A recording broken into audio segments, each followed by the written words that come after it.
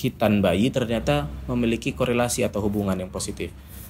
Karena sel-sel gyrus otak ini berkembang, ya, bertumbuh gitu.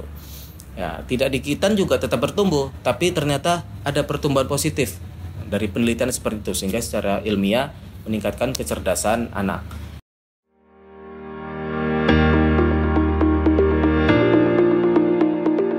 Assalamualaikum warahmatullahi wabarakatuh. Saya Dr. Rio Adi Caksono. Kali ini kita akan sharing mengenai manfaat hitan bayi. Nah, sebenarnya ada banyak manfaat dari hitan bayi ini. Cuman kita ringkas ada 7. Yang pertama, penyembuhan relatif lebih cepat. Nah, ini dikarenakan regenerasi sel bayi itu lebih cepat daripada usia di atasnya, anak-anak ataupun dewasa tentunya. Karena regenerasi sel yang lebih cepat, sehingga penyembuhan juga relatif lebih cepat. Nah, kemudian yang kedua, untuk hitan bayi ini minim trauma psikologis. Nah, kalau hitan anak-anak kira-kira yang khawatir orang tuanya atau anaknya. Nah, dua-duanya ya, anaknya takut, orang tuanya khawatir gitu. Ya mungkin merembet ke kakek neneknya dan sebagainya. Tapi kalau hitan bayi biasanya yang khawatir memang orang tuanya. Cuman ini memang harus tahu bahwa biasanya bayi itu memang responnya nangis. Ya karena memang bisanya baru nangis gitu ya. Mau pipis, mau pup nangis, mau ASI nangis, ya kan. Lapar juga dia nangis. Gitu. Jadi kegelisahan dia nangis, jadi nggak selalu nangis itu sakit gitu. Dan setelah dibius, insya Allah itu tidak akan terasa. Selama 1-1 jam ke depan itu tidak terasa. Dan hitan itu juga hanya sebentar, sekitar 20 menitan. Jadi relatif lebih cepat sembuh, kemudian minim trauma psikologis. Kemudian yang ketiga, perawatan lebih mudah dan optimal.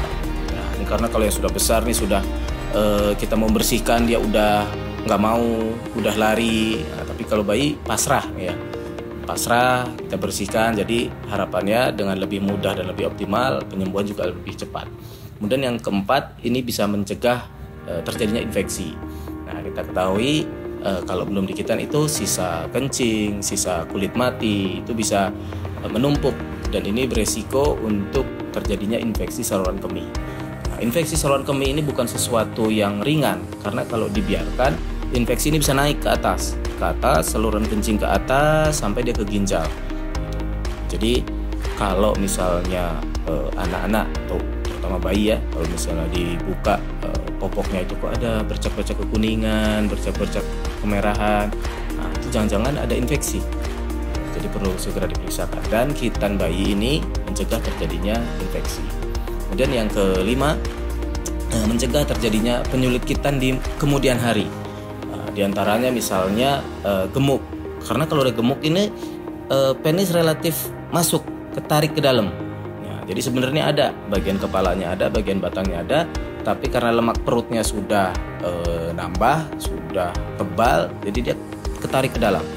Nah, itu kalau ternyata bayi itu gemuk. Biasanya di atas 60 hari dia mulai penambahan berat badannya udah mulai signifikan. Dan kalau udah gemuk saat besar itu juga biasanya tidak semua tempat menyanggupi untuk hitan anak yang gemuk.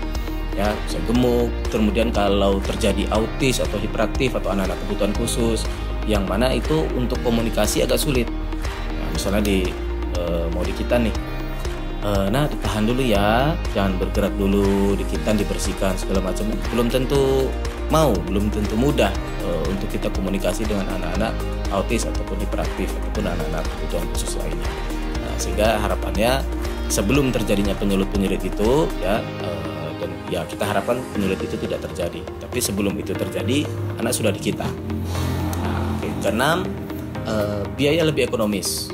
Lebih ekonomis dari mana? Mungkin tarif kitannya mirip, tapi kalau bayi kita nggak perlu sediakan hal-hal yang di luar itu, ya.